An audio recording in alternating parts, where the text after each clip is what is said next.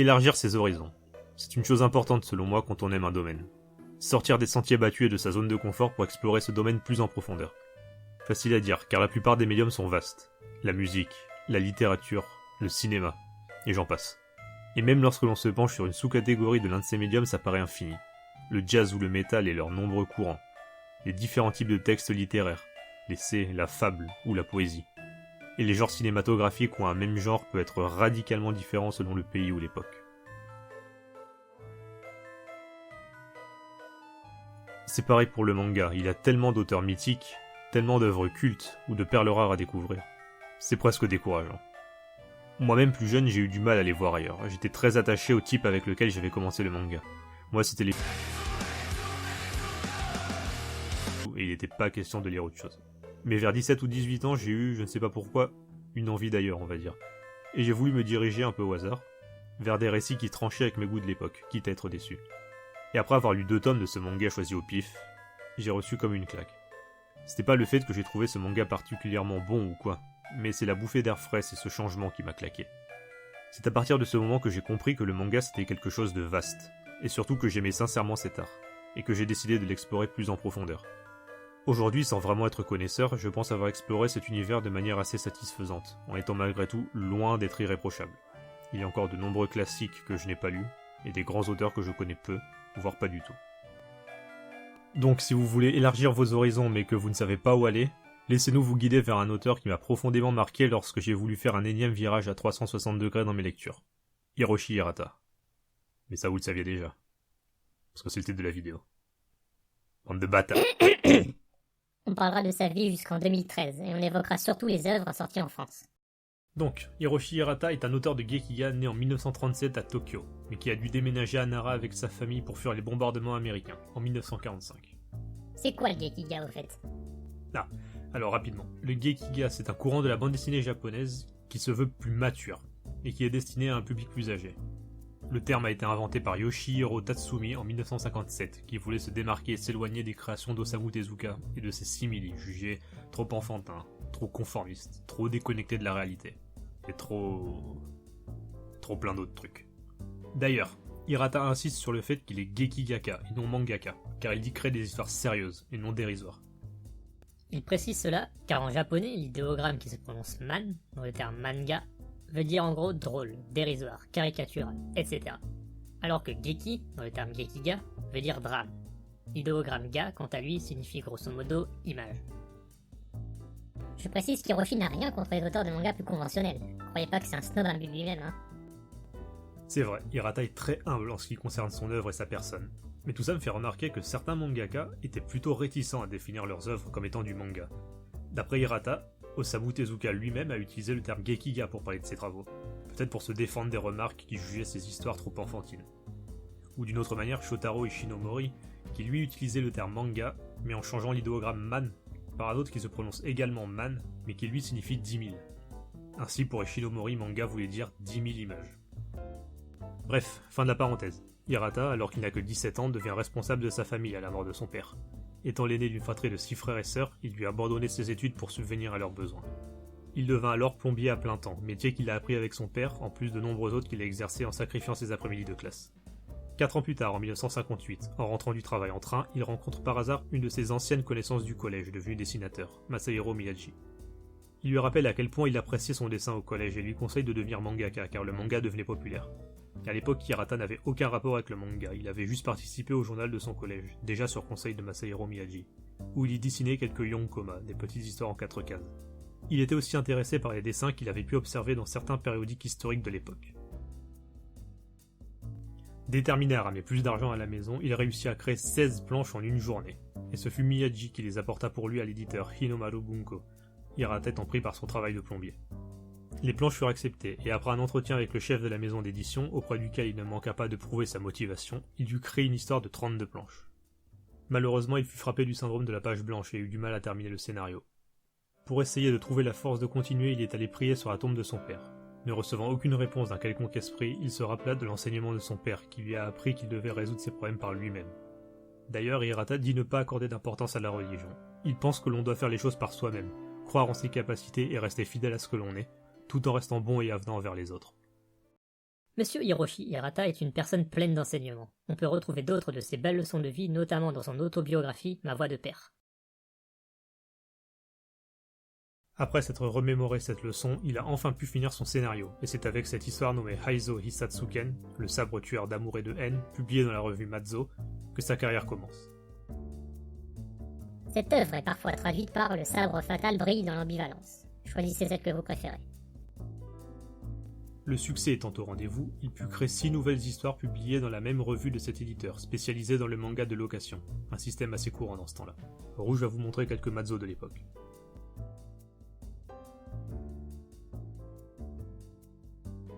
Étant friand des boutiques de livres d'occasion, un libraire, à la fin des années 50, lui recommanda de lire un livre, Endiguement de Horeki, dont le héros portait le même nom de famille que lui.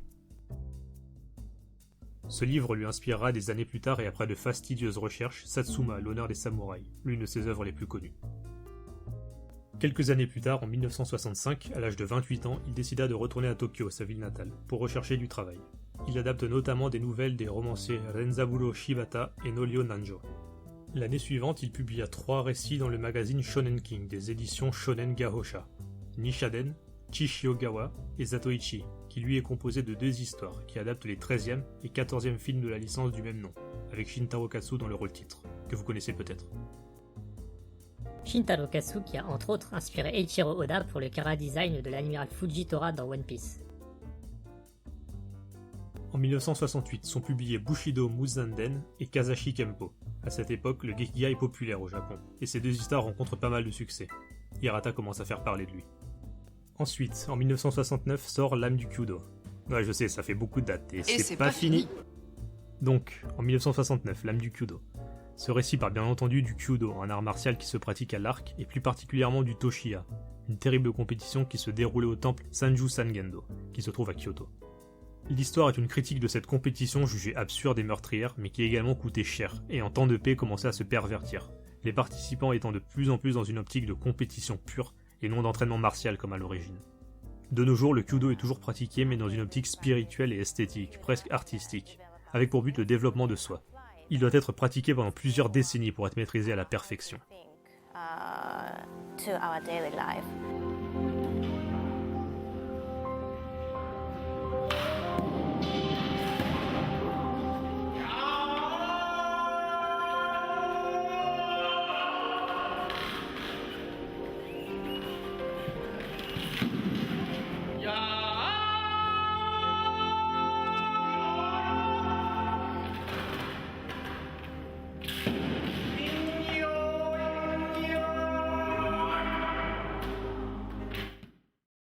À cette époque, Hirata rencontre quelques problèmes avec certains de ses éditeurs, à cause des délais de livraison de ses planches, sûrement dû au fait qu'il se documente minutieusement, car l'exactitude historique est primordiale pour lui.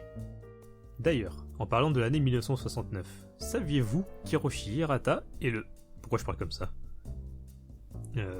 Tu sais que je peux voir vos pensées, hein? Allez, ça dégage. Donc je disais, Hiroshi Hirata est le premier auteur de bande dessinée japonaise à avoir été traduit en français, en mai 1969 dans le magazine d'arts martiaux revue Judo Kadeka, avec l'histoire Oibara Fushi. On a aussi pu retrouver dans la revue Budo, une revue jumelle, une autre histoire d'Hirata, la dramatique histoire Budo du samouraï Shinsaburo, dans le numéro 4 d'octobre 1969. Tout cela probablement de manière illégale, car le nom de l'auteur n'était même pas précisé, dans la revue Budo tout du moins. En effet, la revue Judo Kadeka disait avoir l'exclusivité de la reproduction et de la traduction des histoires. Était-ce vrai? Et en passant, le premier manga japonais à avoir été traduit en hindi est aussi d'Hirata, Chidaruma Kempo, en 2005. J'ai découvert ça pendant mes recherches, et je trouve ça cool. Au début des années 70, Hirata est reconnu comme un auteur de référence, le Jidai Gekigaka incontournable, spécialiste de l'histoire du Japon et des samouraïs. Il est l'un des auteurs à l'origine de l'engouement pour le Gekiga dans les magazines de prépublication de l'époque. En 1971, il commence notamment le récit qui sera connu chez nous sous le nom de L'Argent du déshonneur, qui sera édité en volume relié en 1973, en même temps que L'âme du Kyudo, dont on a parlé juste avant. En ce qui concerne L'Argent du déshonneur, c'est d'une part une réflexion sur l'être humain et son rapport complexe à l'argent, et d'autre part un récit, ou plutôt 7 nouvelles historiques qui nous montrent les samouraïs sous un jour sombre, pervertis par l'argent à travers le Kubedai, un papier signé de la main d'un guerrier vaincu qui promet au guerrier vainqueur une certaine somme d'argent en échange de sa vie. Somme d'argent qui devra ensuite être payée auprès d'un Kubidai Hikyukenin, ou recouvreur de vie humaine, souvent malheureusement dans le sang et la violence. Assez loin donc de l'image glorieuse qu'on a l'habitude de se faire des samouraïs. Malgré sa réputation, Hirata, dans le milieu des années 70, traversa une période de doute et de remise en question de son art, et se trouve avoir, malgré son succès indéniable, des problèmes financiers. En 1977 débute Satsuma l'honneur des samouraïs, l'une de ses œuvres les plus majeures et la plus connue de toutes. Cette série, qui commence au long 3 de l'ère Horeki, nous raconte l'histoire des samouraïs du fief de Satsuma, qui, sur ordre du shogun de l'époque, Yeshige Tokugawa, devaient effectuer d'importants travaux d'endiguement de 3 fleuves, dans les fiefs de Ise, Mino et Owari. Alors pour info, Ise c'était là, Mino c'était là, et Owari c'était là. Ces travaux étaient inacceptables. C'est inacceptable! Car les samouraïs de Satsuma, qui se trouvaient là, pensaient que c'était une ruse des Tokugawa pour ruiner le fief, les Tokugawa et les Shimazu, la famille de daimyo de Satsuma, étant en mauvais termes depuis la bataille de Sekigahara. Cette histoire, comme beaucoup d'œuvres d'Hirata, parle notamment du rapport à l'autorité et au pouvoir à travers les différentes classes de samouraïs, de discrimination et de révolte des opprimés qui peuvent faire écho avec le monde d'aujourd'hui. Hippie. Un an après le début de Satsuma, son travail sera présenté au Comic-Con international de San Diego de 1978, et devient de ce fait l'un des premiers auteurs de BD japonaises à être approché par les éditeurs américains, qui ont été très impressionnés par son dessin, très réaliste, acéré et précis malgré le matériel utilisé, des pinceaux notamment. Satsuma se termine en 1982 et restera malheureusement une œuvre inachevée, car entre la documentation qui était très rare malgré plus de 20 ans de recherche, l'éditeur impatient qui réclamait ses planches, et un ami ayant besoin d'aide avec son activité d'électricien, Hirata décida de s'éloigner du dessin. Satsuma reste malgré tout une référence incontournable du Gekiga historique, si finement documentée qu'elle fut même étudiée dans certaines écoles japonaises. Mais un an plus tard, son travail d'électricien sous-payé ne lui permettait plus de vivre décemment et de subvenir aux besoins de sa mère et de ses 5 enfants. La BD étant plus lucrative, il voulut retourner à ses pinceaux. C'est son ami électricien, amateur de littérature, qui lui souffla involontairement l'idée de parler du clan Kuroda, un clan important de l'ère Sengoku. Hirata était de retour en 1983 avec les 36 stratégies de Kuroda. Par la suite, il restera auteur de Gekiga à temps plein et réparateur d'anciens projecteurs de cinéma, l'une de ses passions. Pour ce qui est de la bande dessinée, il dessina son autobiographie en 1990, plus pour mettre du beurre dans les épinards qu'autre chose, mais qui reste intéressante et inspirante, comme on a pu le dire plus tôt. En 1991 jusqu'en 1993, il publia plusieurs récits qui seront rassemblés dans le recueil La Force des Humbles, composé de 11 histoires qui nous racontent la vie de ces personnes oubliées de l'histoire, chères à l'auteur. Abnégation, courage, force morale, ces personnages, même sans être des figures emblématiques ou de puissants guerriers, incarnent à la perfection l'esprit du Bushido, la voix du guerrier, comme on dit. L'une de ces histoires, La Mère Hercule, eut d'ailleurs tant de succès qu'elle fut adaptée en une série de 3 volumes en 1993, plus forte que le sabre, dont je ne parlerai pas. Parce que je ne l'ai pas. Ce sont des choses qui arrivent, c'est le direct. En 2004 sort en volume relié L'Incident de Sakai, une compilation de récits publiés dans la période où Hirata écrivait et dessinait Satsuma. J'avoue ne pas avoir grand chose à dire de pertinent à propos de cela. Ils sont dans la veine des autres récits guerriers de l'auteur, imprégnés de l'esprit du Bushido et teintés de lutte contre l'injustice et de questionnements moraux. À la même époque sort La Loi du Temps, un recueil de 4 histoires sur le thème Du recyclage. du temps, Ah, je confonds toujours les deux. ou plutôt sur l'évolution de l'esprit et du comportement humain au cours d'une vie. Je n'en dirai pas plus car je ne l'ai pas non plus. Oh, mais non, tu me dégoûtes. Bon, après faut voir les prix de certains livres sur internet.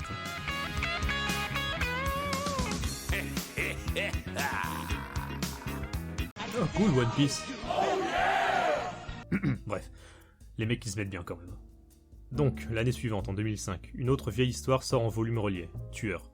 Sortie à l'origine en 1969, elle est l'adaptation d'un film, Hitokiri, de Hideo Gosha, sorti la même année, avec Shintaro Katsu dans le premier rôle, encore une fois. D'ailleurs, à la base, Hirata n'aime pas œuvrer sur un scénario qui n'est pas de lui-même, mais l'éditeur étant insistant, il accepta sous condition de pouvoir changer le scénario comme il le souhaitait.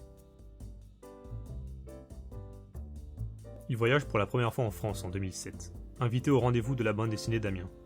Il a également accepté de participer au festival d'Angoulême en 2009, où il fit une démonstration de dessin au pinceau et de calligraphie.